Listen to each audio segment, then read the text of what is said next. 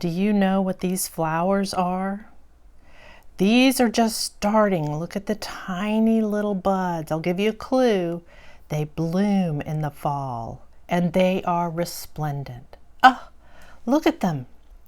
These are called chrysanthemums. Can you say that? It has 4 syllables, 4 little sound bites in it. Let's see.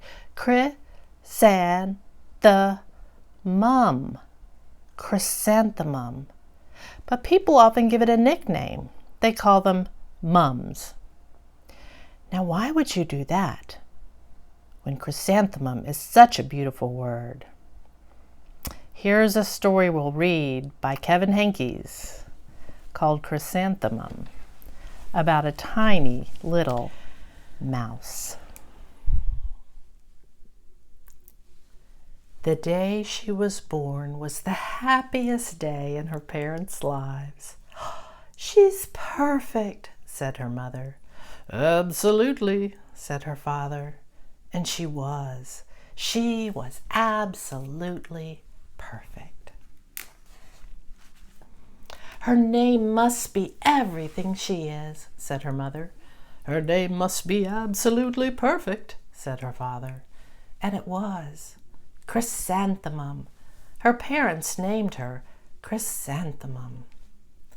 Chrysanthemum grew and grew and grew. And when she was old enough to appreciate it, Chrysanthemum loved her name.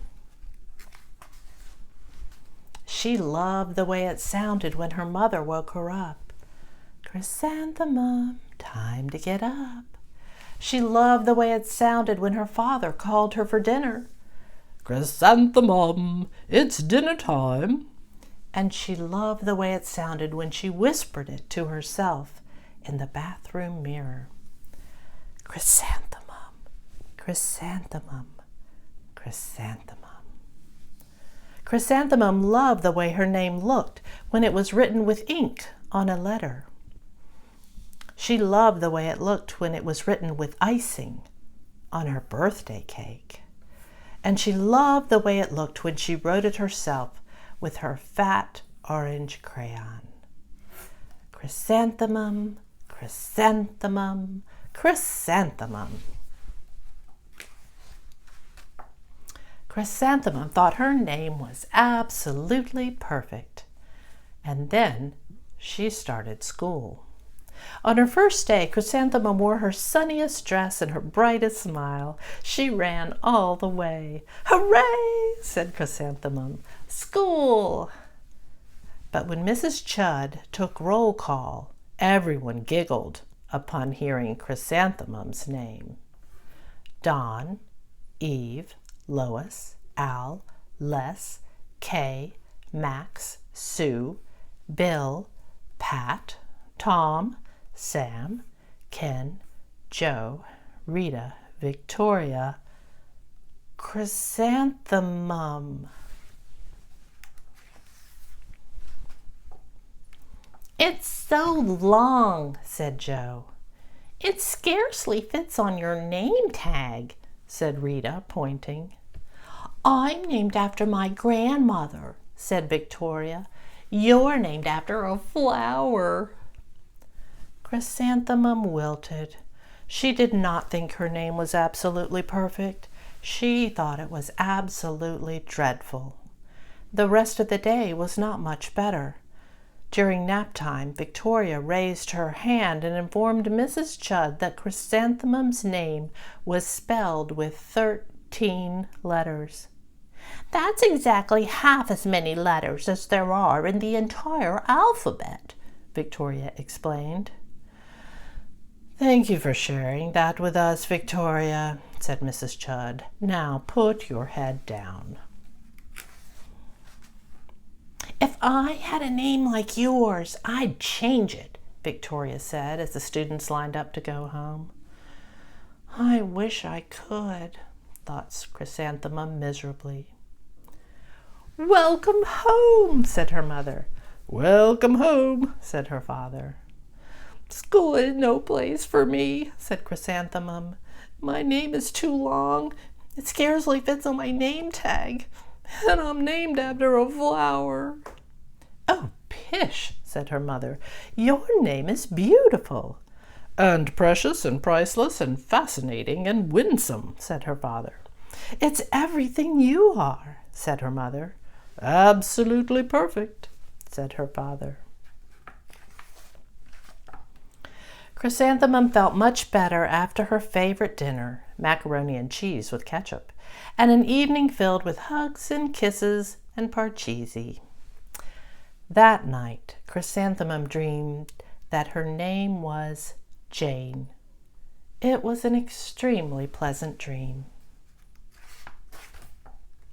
The next morning, Chrysanthemum wore her most comfortable jumper. She walked to school as slowly as she could. She dragged her feet in the dirt, writing, "Chrysanthemum, chrysanthemum, chrysanthemum." "She even looks like a flower," said Victoria as Chrysanthemum entered the playground. "Let's pick her," said Rita, pointing. "Let's smell her," said Joe. Chrysanthemum wilted. She did not think her name was absolutely perfect. She thought it was absolutely dreadful. The rest of the day was not much better.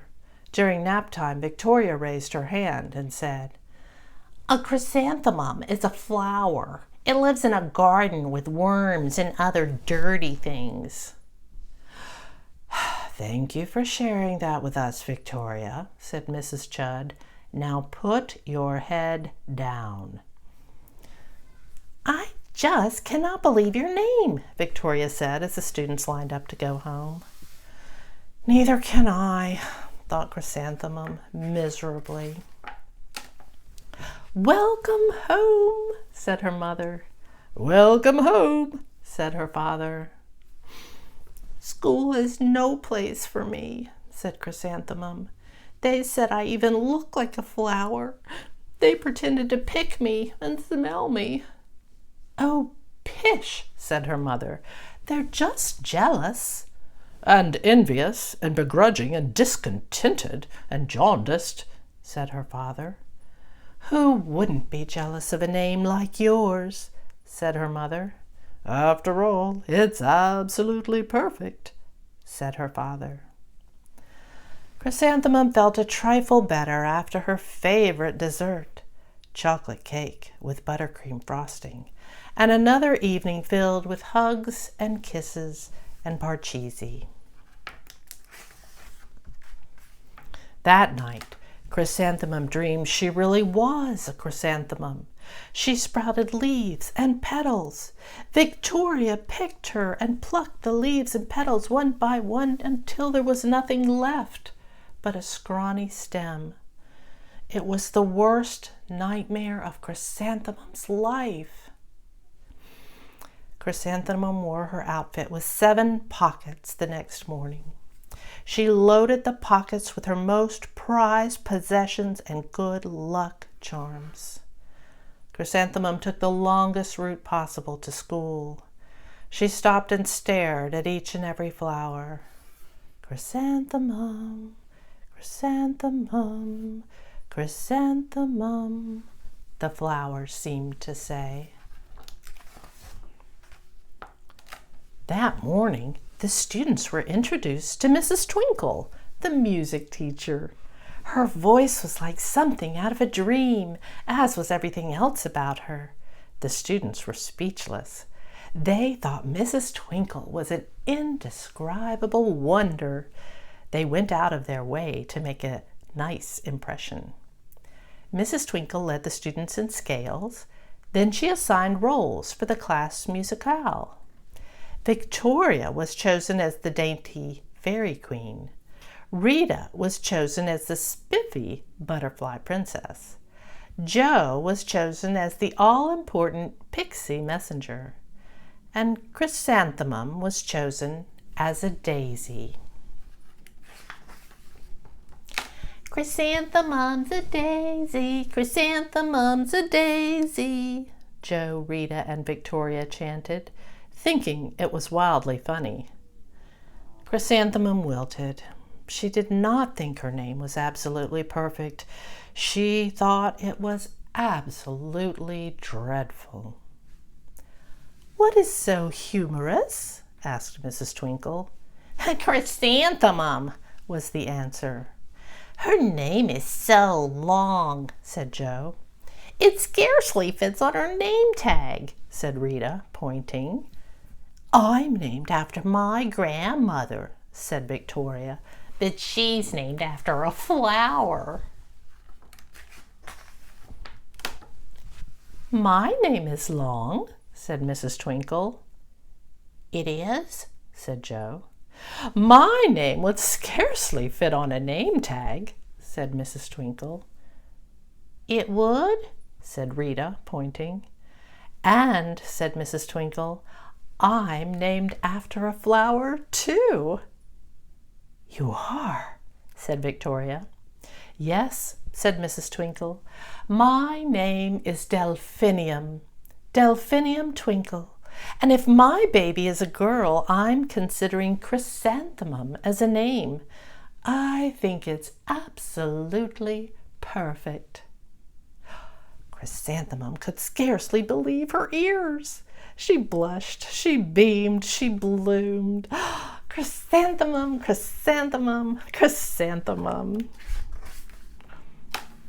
Joe, Rita, and Victoria looked at Chrysanthemum longingly.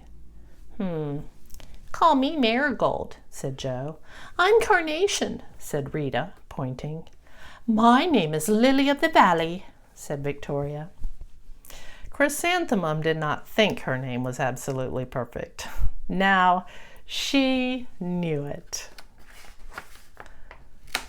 Overall, the class musicale was a huge success. Chrysanthemum was absolutely perfect as a daisy. Victoria made the only mistake. She completely forgot her lines as the dainty fairy queen. Chrysanthemum thought it was wildly funny, and she giggled throughout the entire dance of the flowers. Eventually, Mrs. Twinkle gave birth to a healthy baby girl. And of course, she named her Chrysanthemum.